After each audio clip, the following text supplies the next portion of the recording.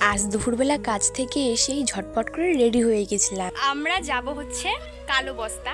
সবাই জানো ওটা অনেক ভাইরাল হয়েছে, বাট আমাদের যাওয়া হয়ে ওঠেনি।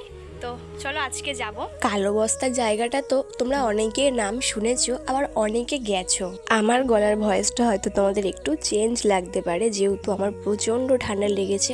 আর দুদিন বাদে বাদেই খালি ঠান্ডাই লেগে যাচ্ছে। সত্যি কথা বলতে আমাদের কপালটা এতটাই খারাপ, কারণ এইদিকে আমরা এসছি আর এখানে প্রচণ্ড জোরে বৃষ্টি আরম্ভ হয়ে গেছিল। আর বৃষ্টির জন্য এদিকে ট্রলারও বন্ধ ছিল। আমরা কিন্তু যাচ্ছি আজকে 3 জন মিলে আর ডান্সের রিল শুট করতে।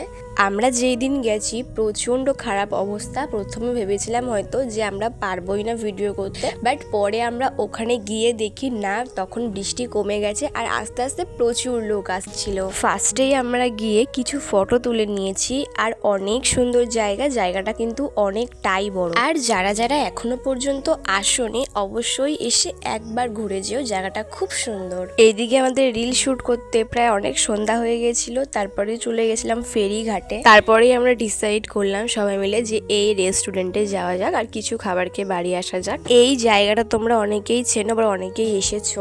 এই রেস্টুরেন্টে আমি এসেছি প্রায় 6 থেকে 7 বার। খুব সুন্দর এই রেস্টুরেন্টের খাবারগুলো। যাই হোক, এইদিকে আমাদের সবার খাওয়া শেষ, আমরা এখন যাব বাড়িতে। তো চলো আজকের মতন ব্লগটা এই অবধি, দেখা হচ্ছে নেক্সট কোনো ব্লগে।